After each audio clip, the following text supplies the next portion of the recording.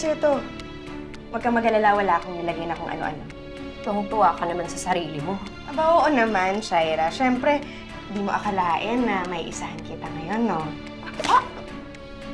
Ako dapat gumagawa niyan. Hindi na ako natatakot sa'yo. Sige, suntokin mo. Para kapag pinadala ko kay Christine picture ko, marirealize niya na hanggang ngayon, nasa dugo mo pa rin ang pagiging violente. May ginawa sa akin ng babaeng yan! Namimili lang ako ng design ng cake natin. Biglang lumapit yung dalawang yan kung ano nang binibintang sa akin. Jordan, please, hayaan mo na akong mag-explain sa'yo. Ina, tama na! Tama na! Hindi totoo. Ayoko na marinig yung excuses mo eh. Pinapalala mo ng lahat. May mga pagdududa talaga ako, anak, kung dapat ko ba ituloy itong kasal namin ni Mami Shaira mo.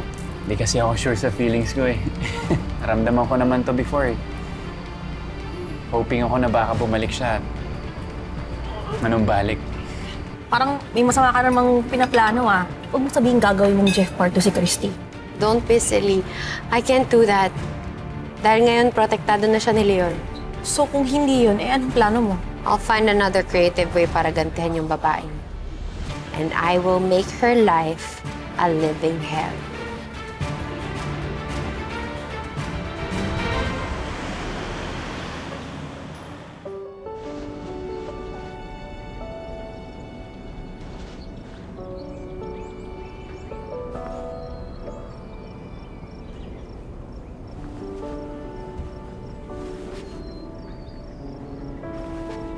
Oh my God, Cos! Sobrang ganda mo. Hindi po ba nakikita yung sarili mo?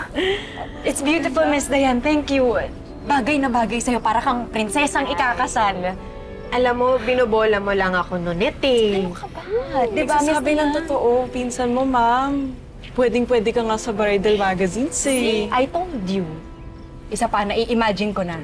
Kapag nag-post ka na ng pictures, tas nakita ni Shaira yung kasal ninyo, ay, uusok talaga yung tenga yun, mai-insecure kasi mas maganda kang bride kesa sa kanya. Tama na yung Shaira to kayo. Totoo naman.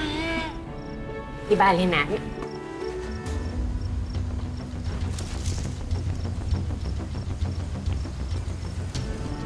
Dayan, sorry, pasensya talaga. Pero thank you. Kasi kahit pumadalian, nagawa niyo pa rin yung dream wedding gown ko.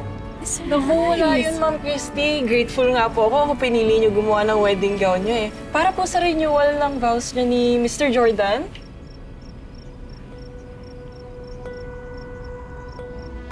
Bilib na talaga ako sa'yo, Shai. Yung stalking skills mo kakaiba eh. Parang nalaman na nandito si Christy. Naalala mo yung venue manager doon sa Legrande. Yung binayaran natin para ma-bump off yung kasal ni Christy. Bakit po, ma'am? May nasabi po ba ako mali?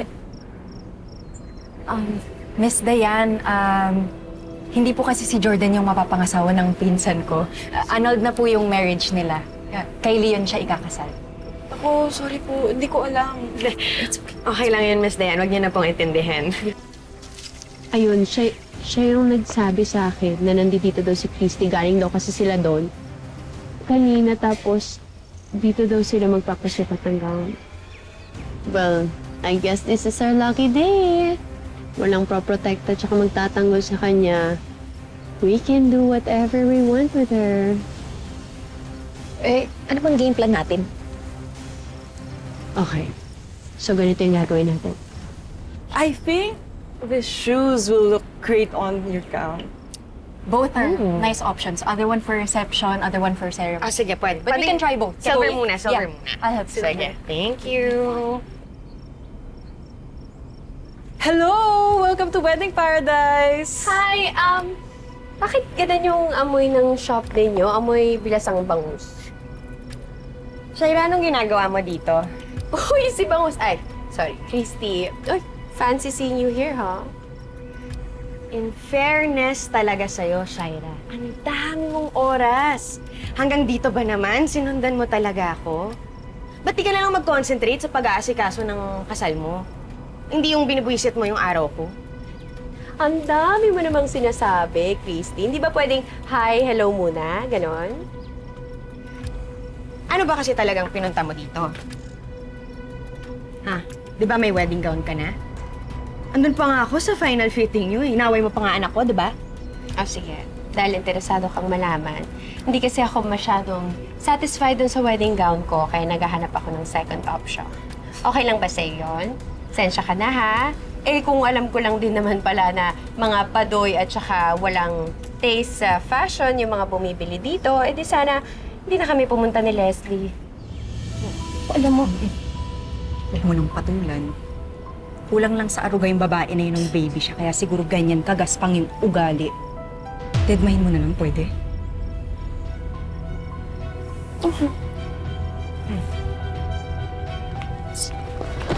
Oh my God! Ang bongga naman ng wedding dress mo, Christy, no? Pwedeng pang kasal at saka pang mop ng floor. Dual purpose. Wait lang, wait lang!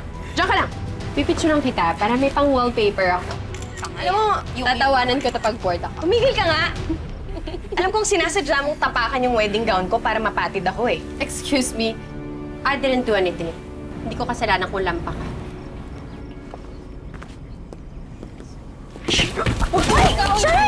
Ha? Lampa? Minahan kayo. Baliw ka na ba? Ha? Sinasadya mo, no? Nasadya.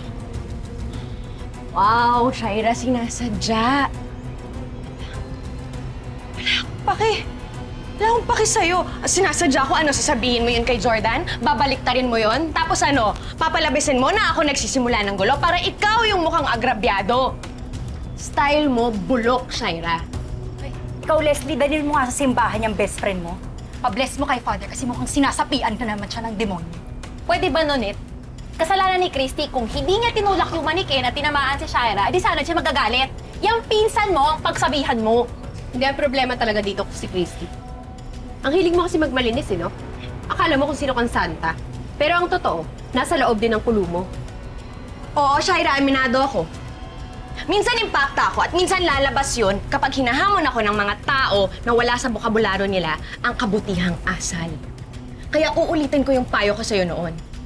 Gawin mo namang hobby ang maging mabait. Ha? Kasi kung hindi, di tatagal si Jordan sa'yo. Hindi ko mabaguhin yung ugali mo. Wala talagang lalaking tatagal sa'yo. Wala na ring buhok na tatagal sa'yo dahil kakalbuhin na kita!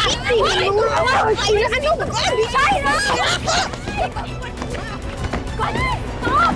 Stop!